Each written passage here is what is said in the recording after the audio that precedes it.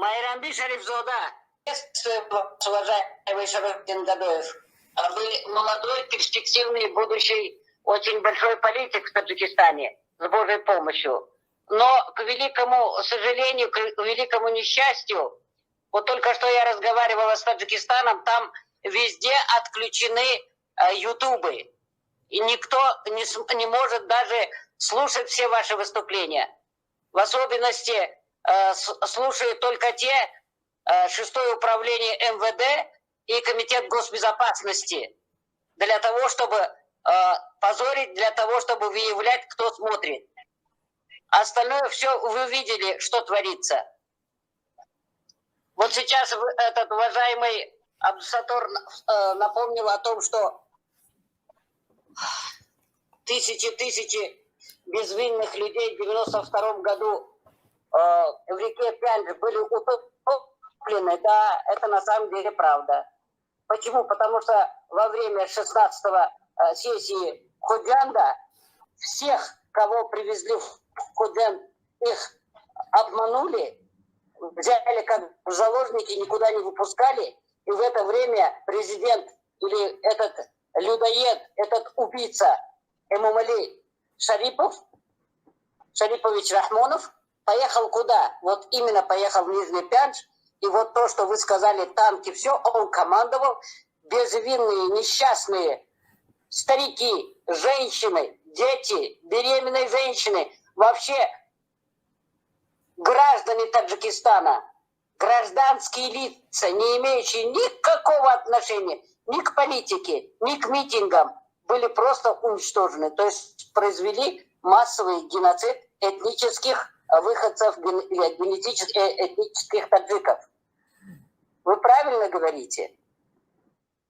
А что будут делать? Все боятся рот открыть. В Таджикистане вообще боятся на эту тему кто-нибудь даже рот открыть говорить. Даже дома боятся говорить об этом.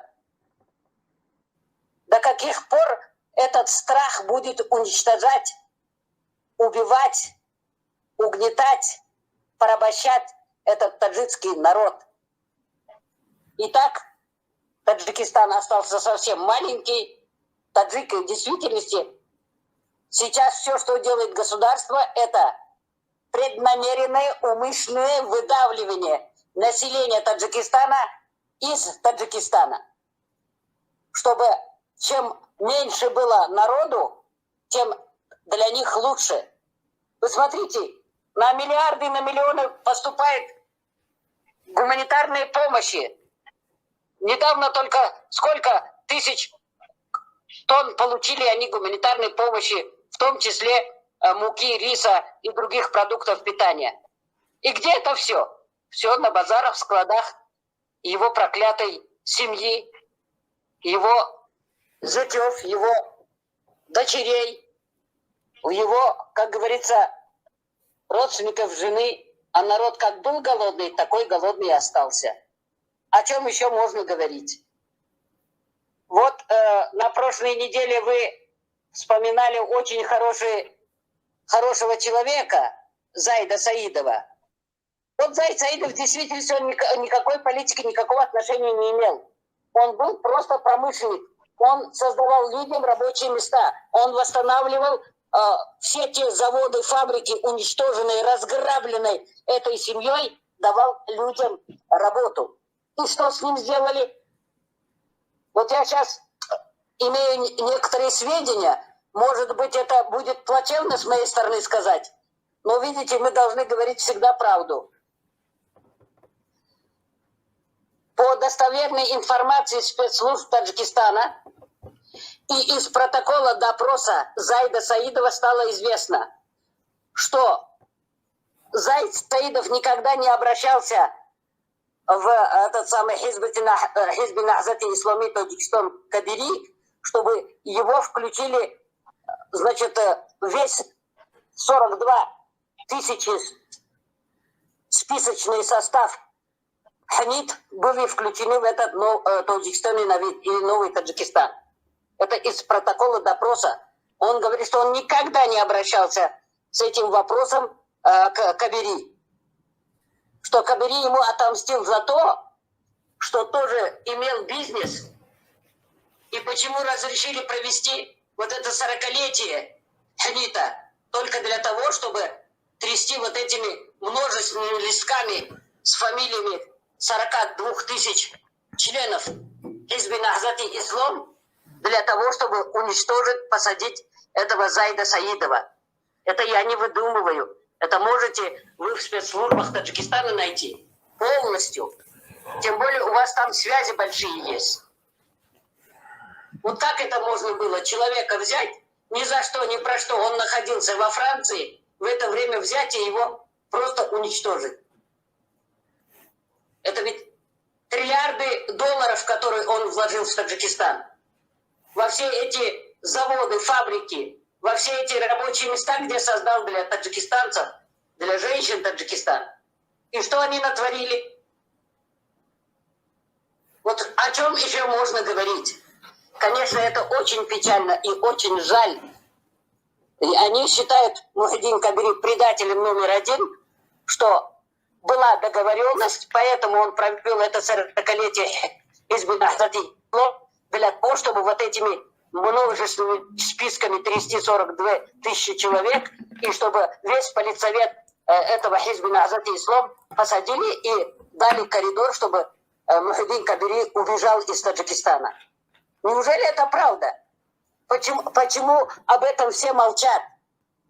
Почему весь политсовет и все эти несчастные люди, которые просто верили, что будут какая-то многопартийная, будет, что их кто-то будет слушать. Никто из них никого не убивал. Почему они должны умирать в тюрьмах? Почему их должны уничтожать в тюрьмах?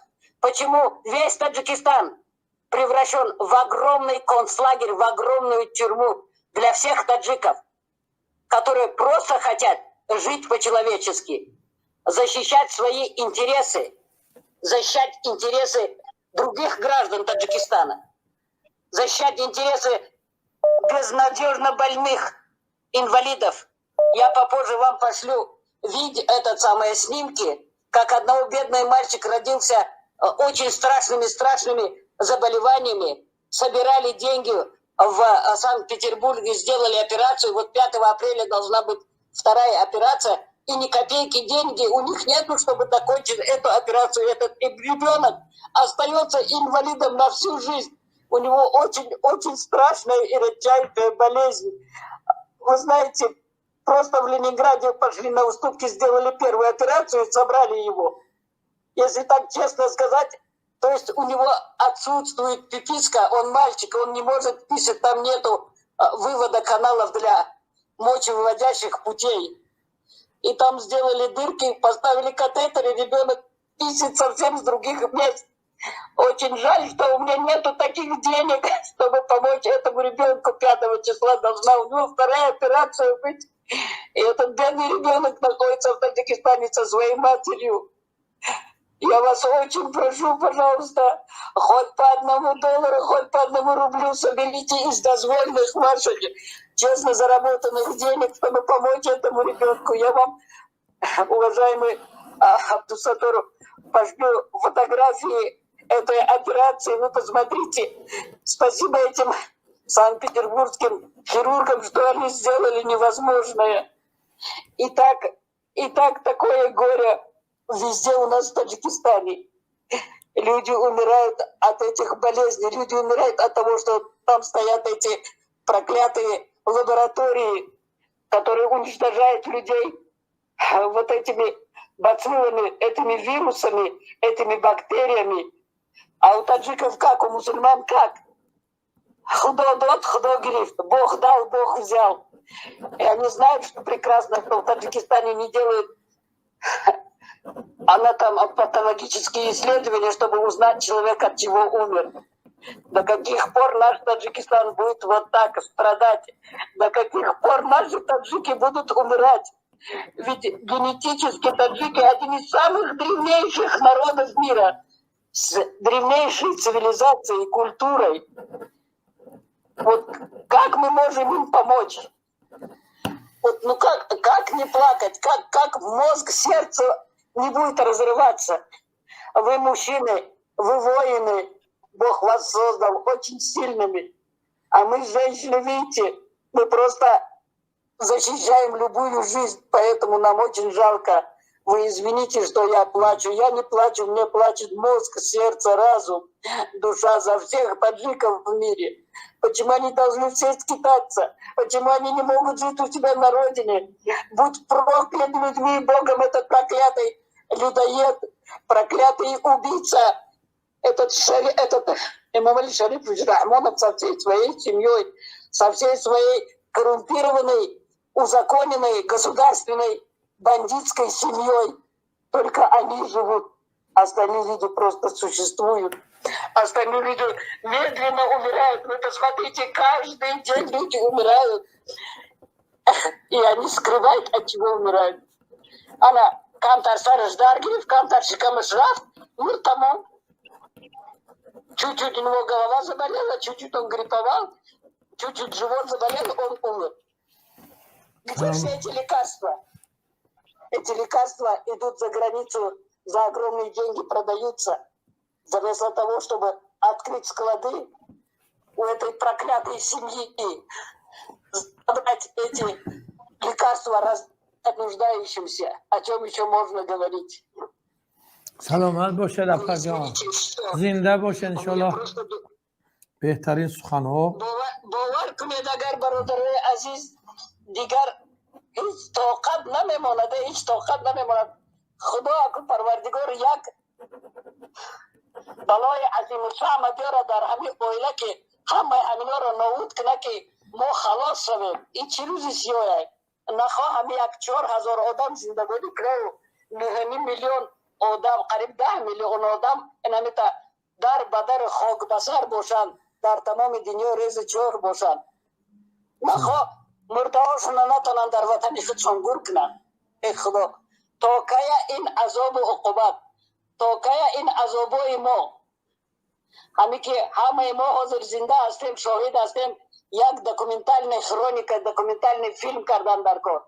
انما پدرناک خدازدگی همون سفرعلی کنجایف 4 تا کتاب نویسندگی های، هر یک کتابش 400 ورقی های. باور میکنه یا نه؟ من یک چند مصرش میخوانم تا نه اینجا. این خدازدگی نویسندگی های که как хорошо, что мы уничтожили, как шакалов, همه این مخصومورا اشونورا، همه این آدمایی که خدا میگفتن چیز میکردن. آخه نعوذ بالله من الظالمین. بعد انا خیلی кушать кардан. Ну как это можно? И он за это благодарит этого, как говорится, этот узбекский батальон, который завел с танками со всеми. Этот Сафарили Кенджаев был основателем Народного фронта Таджикистана. Это он уничтожал людей. Он в действительности 2 недели был председателем КНБ Таджикистана. За 2 недели он столько натворил. Кани хамамыз пискойки, мардумойки кыштан, хамамыз пиской был, боятки боша. Посписочно. Вай бине чива адам едос, Сафарили Кенджаев. Мере хонай тамоми тоджикой гарму, ами кики, ами харотигиняй гармияй, вахючай, бадахсонияй. Ана зан духтароша мекаше мегире, таджавуз мекне, хама молу мулкса таджавуз мекне мегире, ай 6 сола, то 70-80 солаша, мардакора хамаша мекше. Интар хама кто уж навесундагяй? Я ничего не выдумываю.